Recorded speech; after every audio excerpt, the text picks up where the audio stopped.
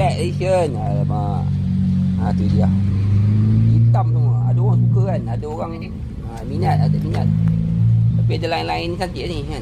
Ada lain-lain ni semua. Ada orang suka warna hitam. Nampak garang ataupun nampak lain sikit, jahat sikit. Tu dia nampak. Mai kita pusing tengok-tengok dulu kan. Harga sama, tak tinggi, tak rendah kan. Tak ada main harga, ni tak ada main harganya. Harga hitam pun sama je. Oh ni hari tu kata nak keluar, akhirnya keluar agak